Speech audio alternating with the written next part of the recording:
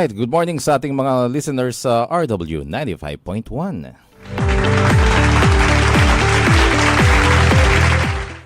Ito po nyo lingkod, J. Pelayo IV at ito nyong programang Jointana Angeleños.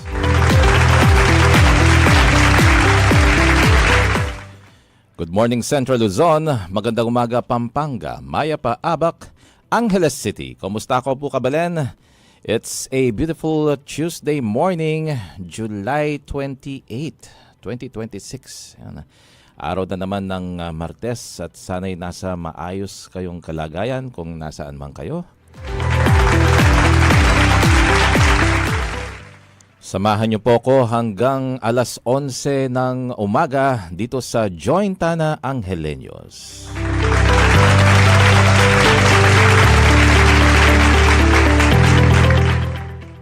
Marami tayong pwedeng i-share ngayon dahil kahapon, no? Nagkaroon tayo kasabay, or hindi naman kasabay, mas nauna pa ng ilang oras dun sa SONA ng Pangulo. Itong State of the City Address ni Angeles City Mayor Carmelo John Bautista Lazatin II.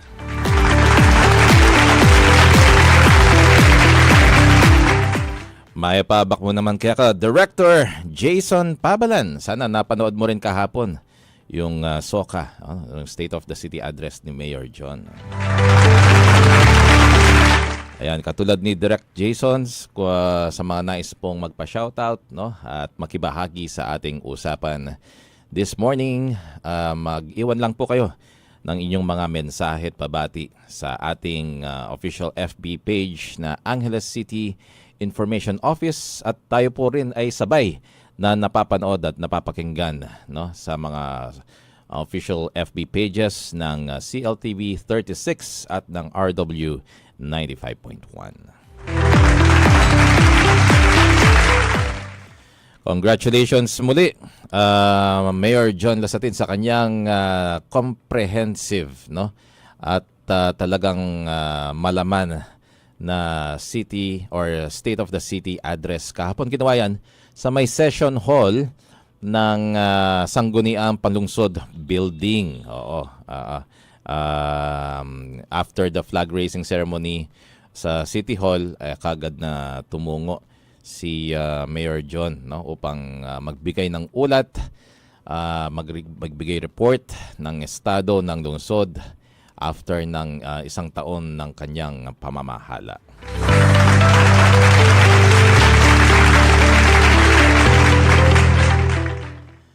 Maigit na rin siya, no? Kung ating babalikan doon sa kanyang FB Live, no? Sa City Information Office page at doon sa kanyang FB page na personal, no? Nasa umabot mahigit 1 oras din yung kanyang talumpati, no? At sabi nga niya, binawasan pa raw niya yon, dahil doon mo makikita, no, sa sa dami ng accomplishments na kanyang nagawa sa 1 taon pa lamang ng kanyang pamumuno dito sa ating lungsod. Johnny Pangilinan is also in the house, no? Binabati rin natin mga taga-CCA ngayon, City College of Angeles. Yan, isa yan sa mga nabanggit ni Mayor John at naroon live, no? Bumisita yung mga ilan sa mga top-notchers natin na pumasa. Isa sa mga nasama doon sa top 10 ng LET licensure examination, no, na galing sa City College of Angeles. At yung mga kasama rin doon sa ating mga nag-contribute, nakibahagi, mga katuwang natin upang makamtan yung 5-star rating ng City College of Angeles sa mga events management. Nakikinig din sa atin ang mula sa BAPAC office, no? Ayan, sina Sel Queza, Angie Marie, ayan, of course, si Mr. Louis Ney Nepo, at si Sir Odor, tama ba? Ate Tess Jeremy Arnel, at happy birthday daw kay Joanne, sabi ni Mr. Josel Sarmiento.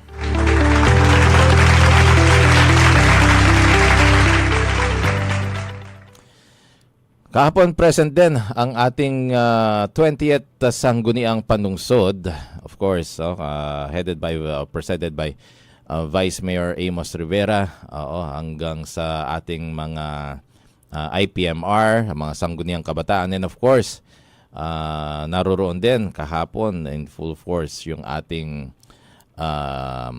mga punong barangay, mga 33 barangays ng lungsod ng Angeles, no, full support sa SOCA ni Mayor John Lasatin.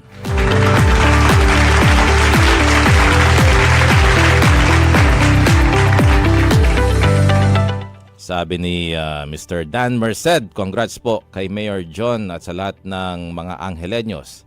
Pabati from God Office. Ganun din, lagi nating suki si Empoy Bondok. Yan, no? Lagi rin natin kasama yan at laging tumutulong, lalo na sa mga kabataan. Speaking of kabataan, Empoy, ito laging pinapaalala ni Mayor John. Alam nyo ba, nung merong before pa itong mga nasa karatig bayan at lungsod natin sa Magalang at sa Mabalacat and San Fernando as well, no? Meron na rin nag-post, no, na kung ano-ano mga online threats yung ilan nating mga kabataan involving to sa mga minors, no, na nagpo-post ng online threats. At mabuti na lang kaagad na inatasan ni Mayor John, no, yung mga taga ACPO, Angeles City Police Office, of course headed by CD Jeff Villarosa. Itong mga nangyayaring mga online threats, kaagad nitong na-trace, no, especially yung sa mabilis na tugon ng Police Station 3, no, at kaagad nitong na-trace yung kilanlan at kinaroroonan nitong mga minors na involved, no, na kung saan na ilan sa mga lugar na kanilang nabanggit doon sa threat yung sa Kutud, no, sa Barangay Kutud. At sa mabilis na pagresponde ng Angeles City Police Office through the instruction na rin ni Mayor John Lasatin, ayun, nahuli yung mga kabataan, nandun kasama yung mga kanilang mga magulang, at yun nga, no, kailangan talaga. Ito'y laging binabanggit ni Mayor John pag nagbibigay siya ng mensahe, lalo na kung may mga audience na mga magulang, mga estudyante at mga guro, no, na bantayan natin at kung tayo mag-observe kung ano ngayon yung mga pinagkakaabalahan ng mga kabataan. And bantayan natin yung exposure nila, no, sa mga gadgets and social media and sa mga online games, no, at sa mga downloadable games, no. Baka nagkakaroon sila ng too much exposure itong mga kabataan natin sa mga napapanood nila, no. Kasi maaaring na-impluwensya nitong mga ito, no. Hindi na lang basta-basta maiisip na gagawa tayo ng online threat, no? At bandang huli, doon sila magsisisi.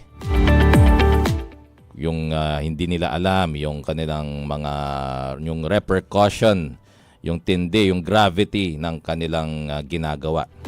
Para sa ilan, akala nila laro lang ito or hindi, they will not take it seriously. But of course, naging sanhi ito, no, ng panic at pangamba ng ilan nating mga kababayan. So we as guardians, adults, no, mga magulang, mga guro, let's please monitor our children, our minors, no. Baka na overexposed na sila sa mga ganito.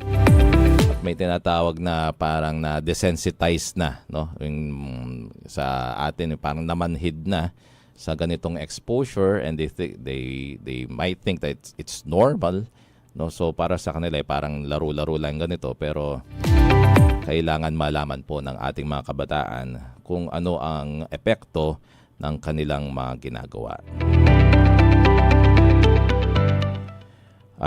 Pa-greet po sa mga may birthday po bukas sa Bapak, sa staff, si Joan Dungka at si Sherwin Dominguez. Yan, pabati mula kay Angie Dayrit. Ayan, mayapabak mo naman kaya ka Andrew Montalban. Kasama natin kahapon yan, naki-witness din kasama si Patricia Mamangon. Mga kasamahan natin from Pampanga Media. Of course, CLMA naroroon, headed by President Mark Allen Sison. At ang also Pampanga Press Club naroon din, headed by President Lincoln Baluyot. Yan po, laging binamention, lalo na pag sa closing remarks, no, ni Mayor John, pag meron siyang mga speaking engagement, yung laging tatandaan natin, no, pag tayo, lalong ito, pag sa eskwelahan at sa mga kawani ng pamahalaan, every Monday lagi itong binabanggit pag nanunumpa sa watawat, yun, pagiging makadiyos, makatao, makakalikasan at makabansa, no? Those are just a few words, no? Pero pag minsan parang nakakaligtaan natin, no? Isabuhay yung ating panunumpa sa watawat, no? Ayan, tamang-tama, nakikinig si SK President Richard de la Cruz Gaza Jr. Tamang-tama ito sa ating naging usapan kanina tungkol sa kabataan, no? Balik natin muli yung kanilang energy sa positive deeds, sa positive way, no? Katulad ng ginagawa ninyo, Richard, SK Gaza, na 9-0 na ang Team Experience Live Love, huh? Dito sa Delta Cup, at medyo may panahon silang magpahinga ngayon dahil sa semis na yung kanilang preparasyon yan, no? 9-0 unbeaten, huh? Last week nakasama natin dito live yung ilan sa mga players ng Experience Live Love Angeles City basketball team, kasama ang kanilang mga napakagaling na coaching team ng Angeles. At nakatutok din live ngayon si Vice Mayor Amos Rivera sa ating programa. Thank you, Vice. And thank you for joining, no, yung ating pag-witness sa State of the City address ni Mayor John kahapon. Thank you rin sa pagpapairam sa Legislative Building. Jessica Angeles, good morning and happy listening din sa inyo lahat. Magpapatuloy po yung programang Join Tana Angeleños. Binabati lang natin pahabol si Den Ginto. Good morning po. Nakikinig po kami mula sa CSU office kasama si Chief Tom Pabalan. Mga masisipag natin kasama dyan sa CSU. Maya pabak kaya kayungan. Richard Honrada. A long time no see, Richard. Babalik po kami oras sa buong Pilipinas. It's 10:16 in the morning. Join Tana Angeleño. Come on, feel the sound, let's go. Voices of the city on the radio. News and stories that glow. This is our home, let the whole town know. Join Tana, feel the beat. Angeleños on the street, turn it up, let the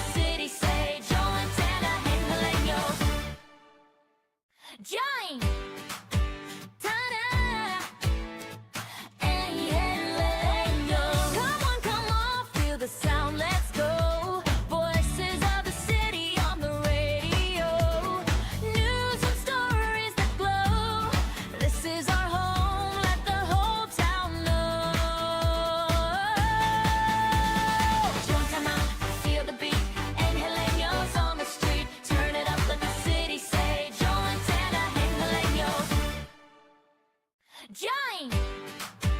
Ta-da! Come on, feel the sound, let's go. Voices of the city on the radio. News and stories that glow. This is our home, let the whole town know. Come on, feel the beat. Angeleños on the street. Turn it up, let the city say. Join Tana Angeleño. Come on, feel the sound, let's go. Voices of the city on the radio. News and stories that glow. This is our home, let the whole town know. Join Tana, feel the beat. Angeleños on the streets. Turn it up, let the city say. Join Tana Angeleños. Alright, we're back sa ating programang Join Tana Angeleños. Ito pa rin po yung likod, J. Pelayo IV. Oras natin is 10:18 in the morning. At yan, sabi ni Jessica Angeles, nagpapabati si Mr. Ed Angosta. Yan, at si Charles Ursal. Good morning po, Sir J. and Mayor John. Ayan, galing pabati mula kay Charles Ursal. Ayan, oh. Sige, mag-shoutout pa kayo hanggang alas 11 tayo dito. No? Nais ko lang isynthesize yung ilan sa mga naibahagi sa atin kahapon ni Mayor John Lasatin sa kanyang State of the City Address 2026.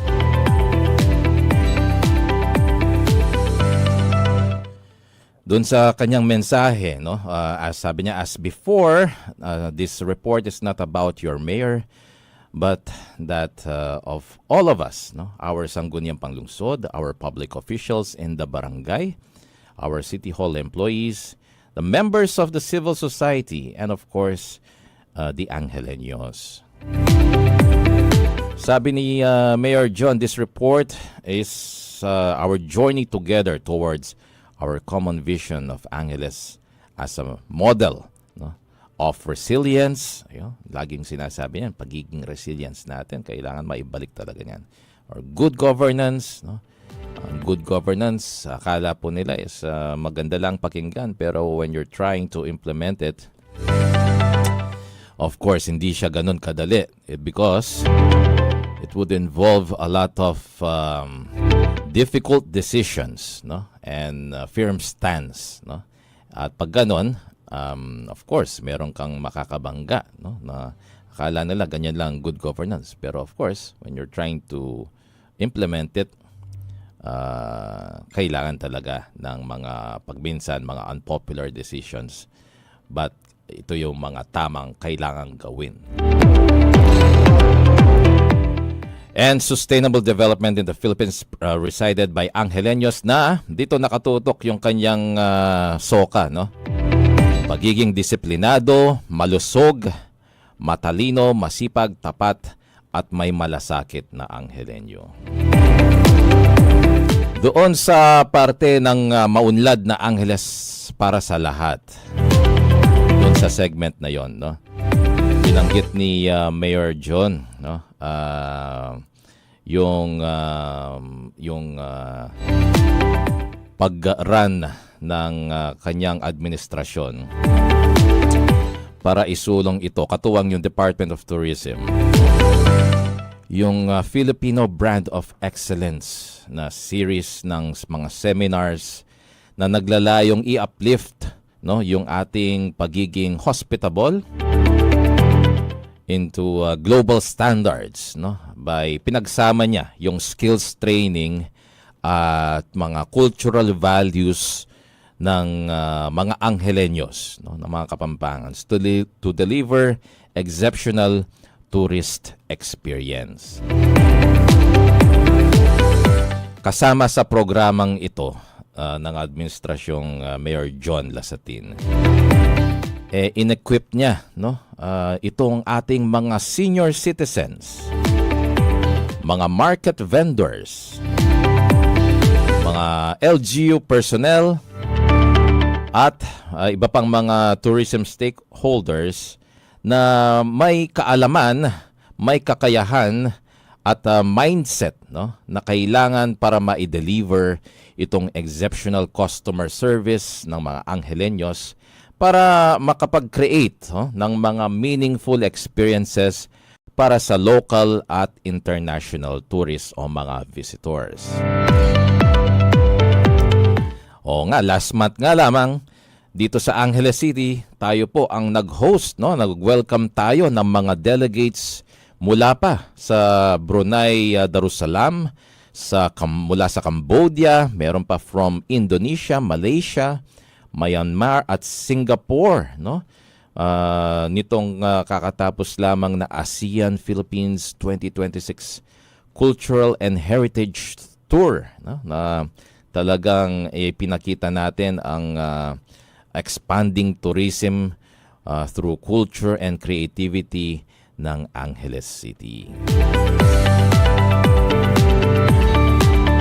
At maliban pa, no, diyan sa mga annual celebrations ng Angeles City, ang ating pong tourism office ang nag-introduce ng mga bagong tourism programs, no, na hina-highlight itong mga religious traditions, no, itong ating Kapampangan culture, yung heritage tourism natin, no?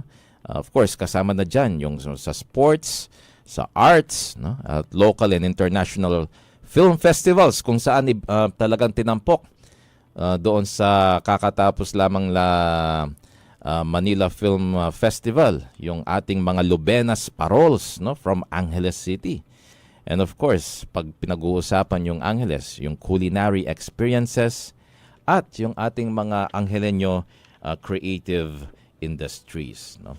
At kasama nga, one of the city's newest attractions ngayon na pinupuntahan hindi lamang ng mga kabataan, kundi pati ng mga pamilya, magkakaibigan, barkada, magkakatrabaho, no? Pati mga magkakaklase nakikita natin, is itong pamanang lakad na ito yung every weekend na community tourism na centered around dito sa heritage area, doon sa may mga cobblestones pavement sa harap ng simbahan, no, sa tabi ng Museo ng Angeles.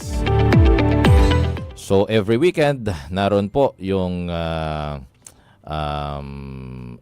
heritage district na nagtatransform into a very cultural destination, no? Na talagang pang-Angeleño.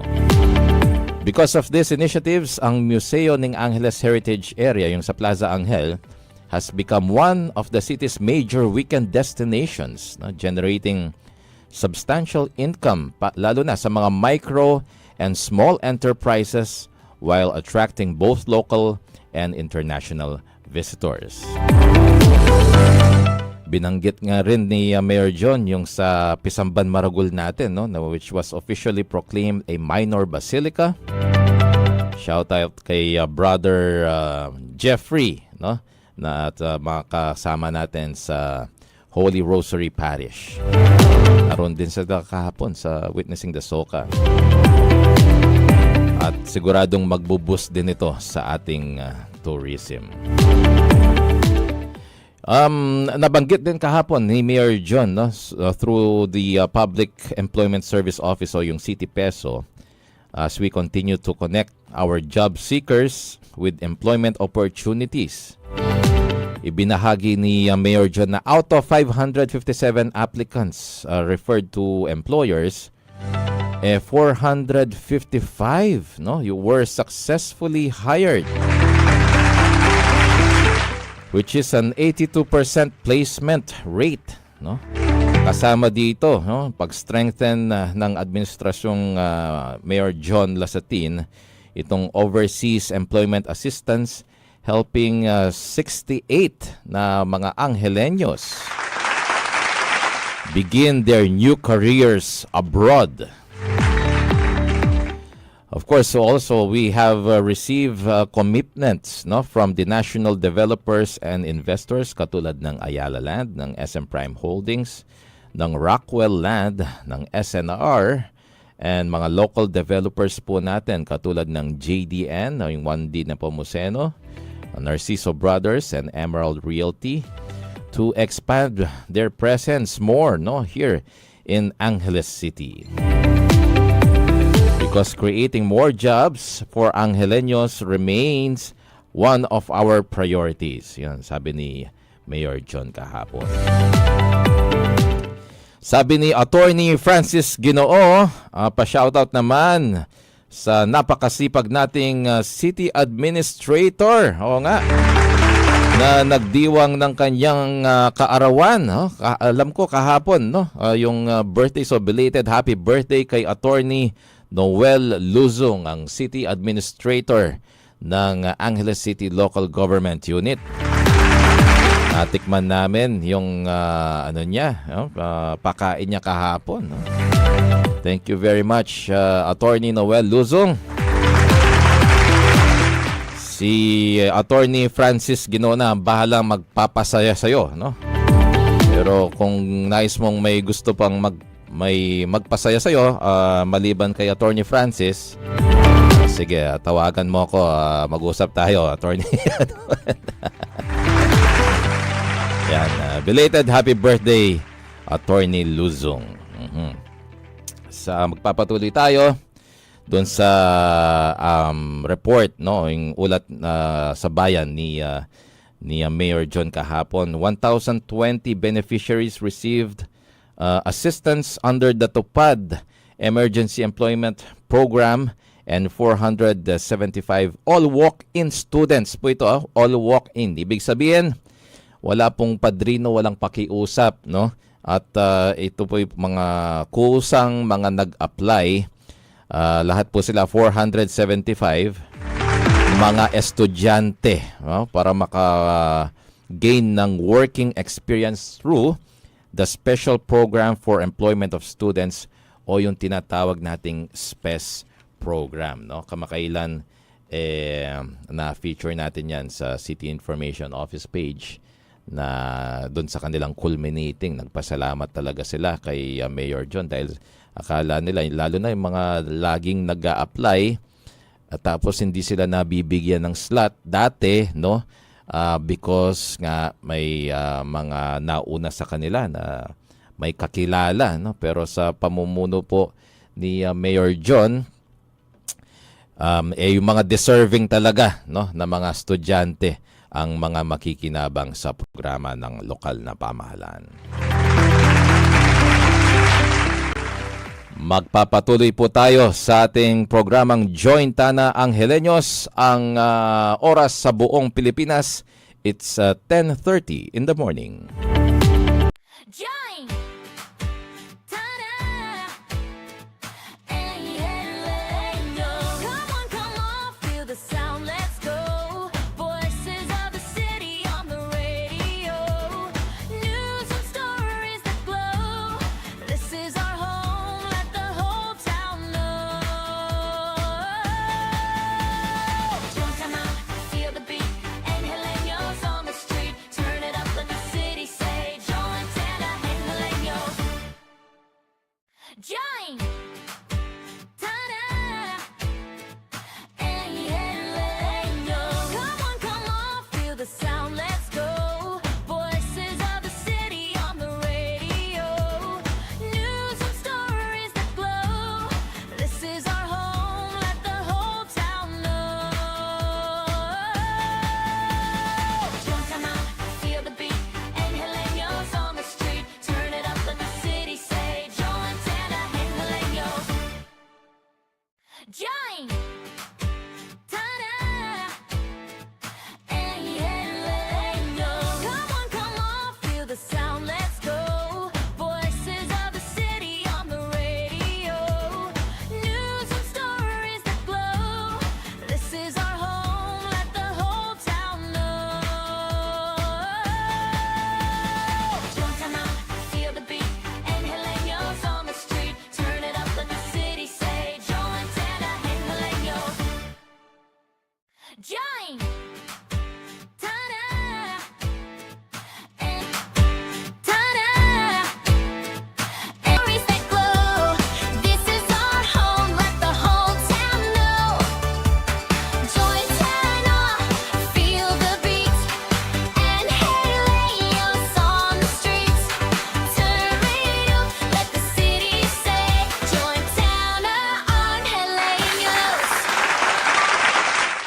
Nagbabalik ang inyong programang Join Tana Angeleños. Ito pa rin po inyong lingkod, J. Pelayo IV.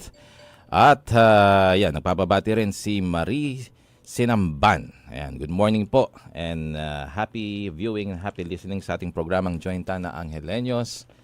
At magpapatuloy tayo sa ilan sa mga nabanggit ni Mayor John Lasatin kahapon sa kanyang State of the City Address.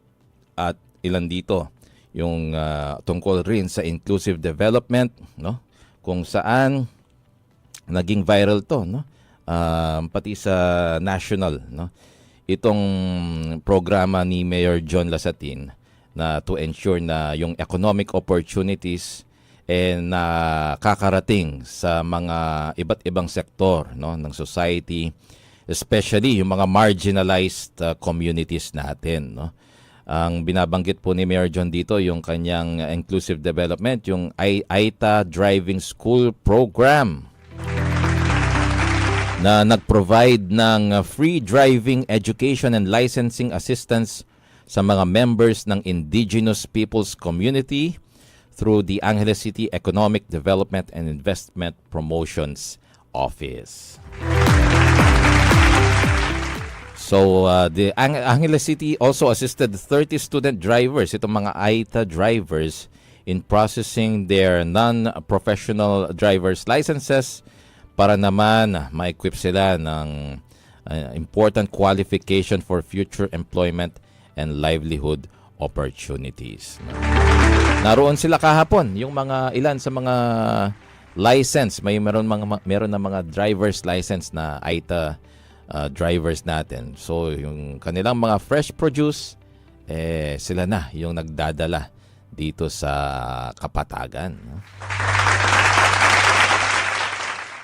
Yan, good morning rin kay Keza Hoxon Abella. Mabuhay po sa inyong lahat. Mabuhay tayong lahat, mga Angeleños. We're providing second chances through community reintegration. Yan din ang binanggit kahapon ni Mayor John. Itong economic development also means ensuring that every Angeleño has the opportunity to rebuild, no, yung kanilang mga kabuhayan through the Angeles City Drug Abuse Council o ACADAC, no? Kasama ang Balay Silangan Reformation Center.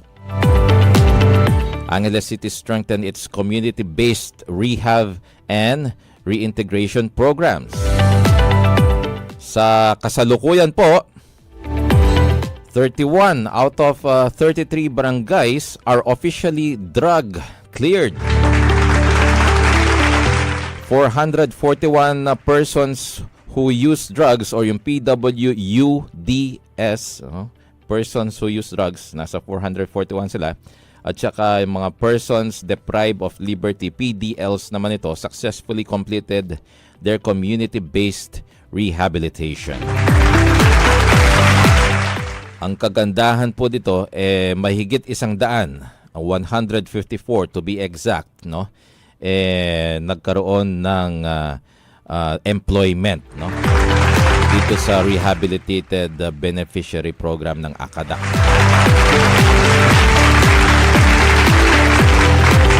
Yan ang mga programa, dapat komprehensibo, no?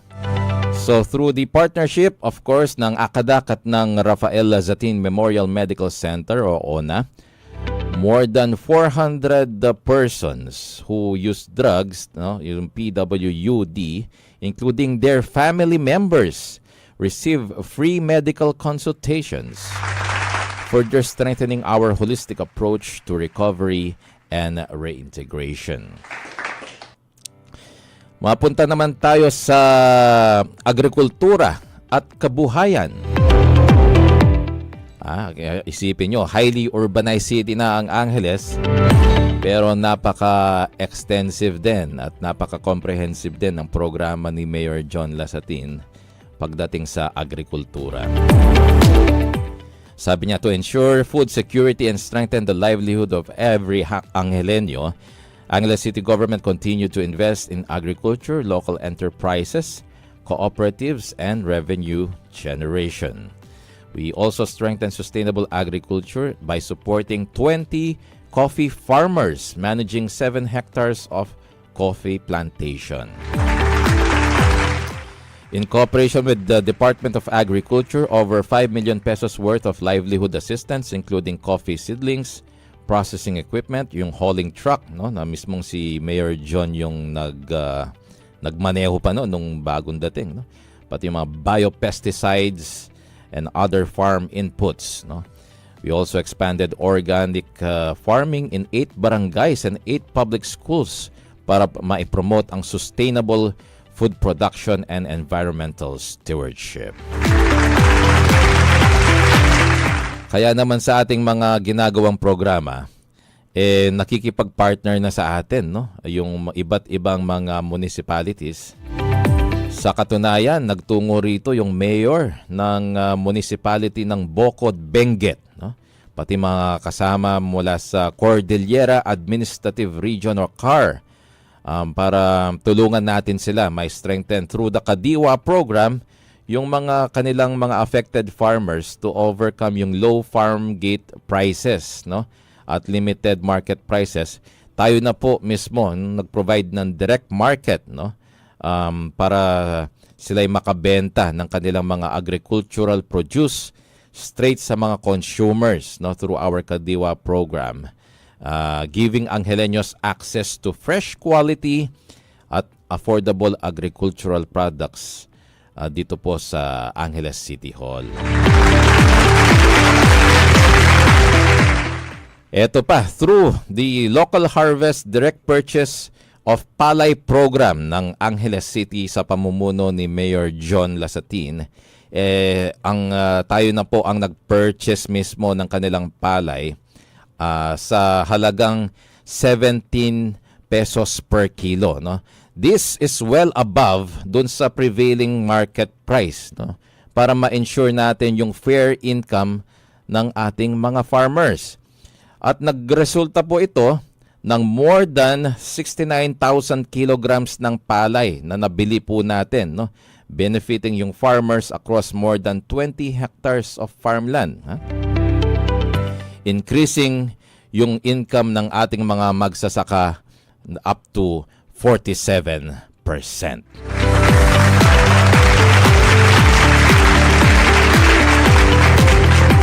Kaya nagpunta rin kahapon, no, yung mga local farmers natin upang magpersonal na magpasalamat kay Mayor John Lasatin.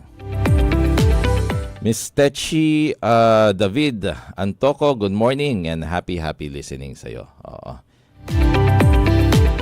We also continue to strengthen yung cooperative sector natin sa Angeles City through the City Cooperative Development Office. Sa kasalukuyan, ang Angeles City merong 43 registered cooperatives at nearly 10,000 members. 917 million pesos in total assets and 475 million pesos in annual business volume, no? So in recognition of its outstanding programs, ang ating Angeles City Cooperative and Development Office ay naka-receive ng Co-op Best sa Rehiyon Regional Award. Congratulations kay RM Mamax at sa iyong mga kasamahan, ano, sa napakagaling na award na ito. Dagdag pa ni Mayor John Lasatin to strengthen our local revenue generation. Angeles City conducted the tax mapping and property declaration activities at nagresulta ito sa 1,105 newly declared buildings and machineries that generated approximately 15.5 million pesos in collectible revenues while ensuring fair and equitable taxation for property owners. The city also submitted its proposed schedule of market values to the Bureau of Local Government Finance or BLGF. This is in compliance with the Real Property Valuation and Assessment Reform Act, yung RP-VARA, no? Ensuring a valuation system that remains fair and responsive to the needs of the Angeleños. Dagdag pa ni Mayor John, Building a stronger city begins with a government that serves with compassion. Isang mapagmalasakit na gobyerno para sa may malasakit na Angeleño. Dahil ang programang ating inilulunsad at bawat serbisyong ating inihahatid ay para sa kapakanan, kinabukasan at maayos na buhay ng mga Angeleños, kasama dito ang child welfare and social protection. Katuwang ang ating City Social Welfare and Development Office. The city strengthened its child protection programs to ensure the safety, welfare, and development of every Angeleño child. Kamakailan ng November last year, nag-conduct si Mayor John ng State of the Children's Address to reaffirm the city's commitment to children's rights and welfare. At dahil dito, na-recognize po ang Angeles City as national finalist sa Presidential Award for Child-Friendly Cities. Through the Crisis Intervention Unit naman, Angeles City LGU provided immediate financial assistance to 2,065 vulnerable Angeleños and facilitated 3,533 referral services, reaching a total of 5,598 beneficiaries. Angeles City also provided 10,000 pesos financial assistance to 1,289 informal settlers because of the clearing operations along the Abacan Road dikes. Natalakay din ni Mayor John itong housing security ng ating ACSUD office. Babalikan natin yan sa kanilang BALE program, So, magpapatuloy po yung programang Jointana Angeleños. Oras natin, it's 10:45 in the morning. Join! Ta-da! Angeleño. Come on, feel the sound, let's go. Voices of the city on the radio. News and stories that glow. This is our home, let the whole town know. Juntama, feel the beat.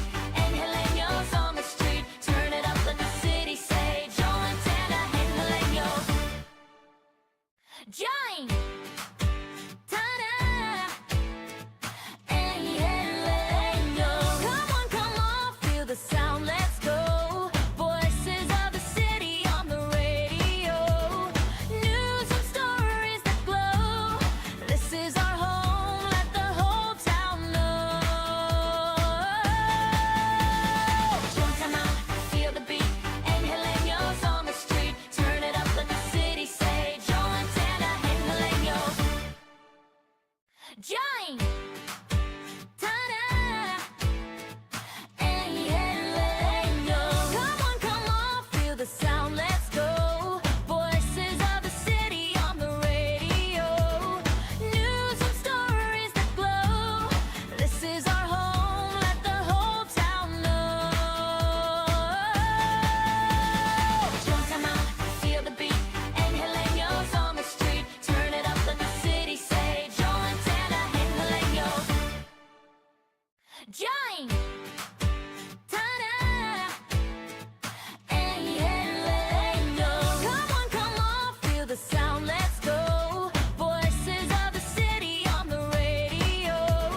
News and stories that glow.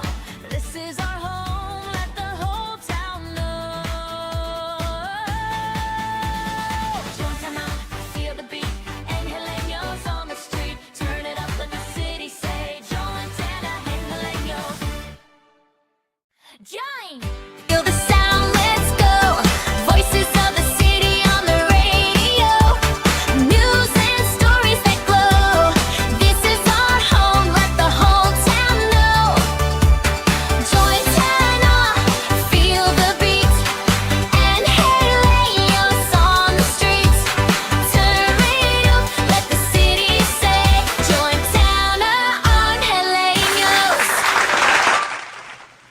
Alright, we're back again sa ating programang Join Tana Angeleños. Ito pa rin po yung lingkod, J. Pelayo IV.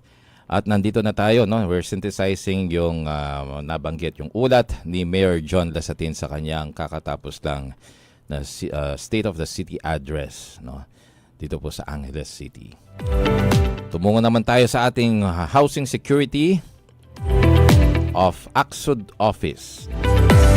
Through its BALE program, or in building homes in lots with tenurial security, affordability, livelihood, and environmental soundness, Angeles City continues to provide secure and sustainable housing for informal settler families and give them achieve long-term stability. So to date, no, Angeles City has distributed 112 land titles out of the 660 land titles na allocated for qualified beneficiaries. Alam nyo po, it's worth mentioning na kailangan kong ulitin, those are land titles. Hindi po mga certificates, hindi po kung anong klaseng papel yan, no? These are land titles na mismo, mga titulo na hawak na po ng mga beneficiaries natin. Kung mapapanood ninyo sa mga previous interviews natin kay Mayor John dito sa ating programa, talagang sa kanyang pag-aaral, nag-back to zero tayo dito sa programa ng housing.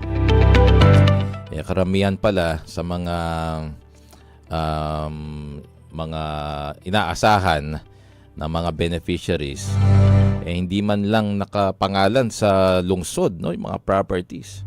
So kailangan pa talagang ayusin ni na Mayor John yan kasama ang ating AXUD, no, katuwang ang ating City Treasurer and City Administrator's Office, no, City Assessor, no, para lang maisakatuparan natin, no. So nabanggit nga in the past interviews ni Mayor John, no, ito yung mga sektor, no, hindi lang sa Angeles City, kahit sa iba't ibang lugar sa Pilipinas, yung nagagamit sa politika, no, yung kanilang sektor, no. Kaya kung ano yung binibigay na parang certificates tapos wala naman pala. Pero ngayon lang po, no, under Mayor John's term, eto na, naisakatuparan na yung mga land titles mismo. Makikita nyo po yung ilang mga beneficiaries, no, if you try to backtrack yung mga post natin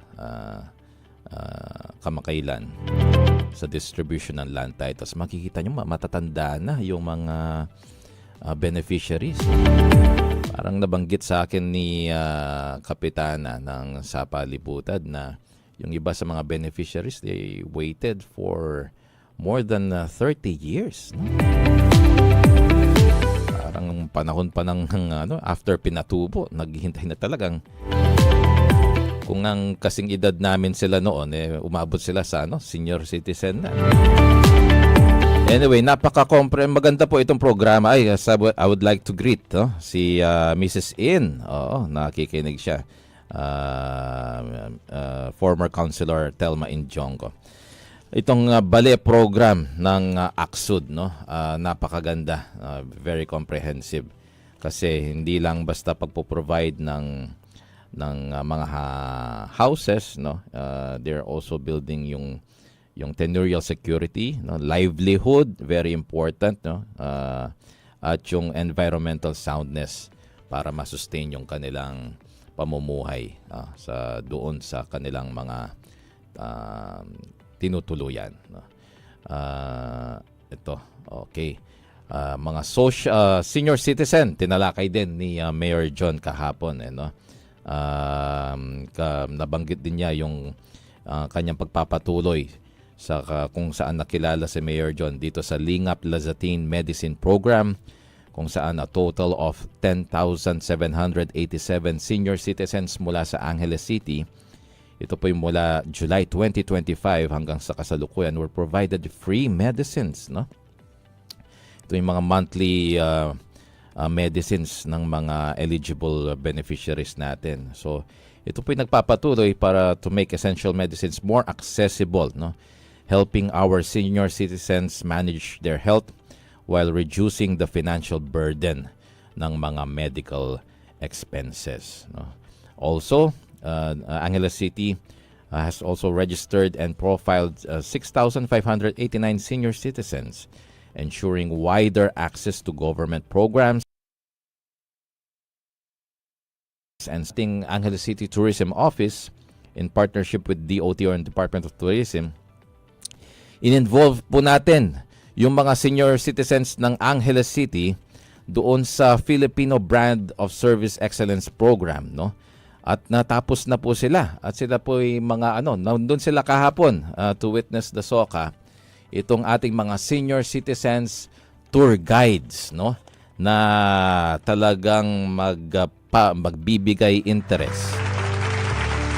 Dahil hindi lang sila mga ordinaryong mga guides, sila pa yung magbibigay ng kanilang personal experiences, ng kanilang mga kwento tungkol sa Angeles City. No? Oo nga naman, napaka-brilliant na programa nito ni Mayor John, no? Involving our senior citizens as tour guides. No? Hindi lamang basta-basta magbibigay opportunity sa ating mga senior citizens, no?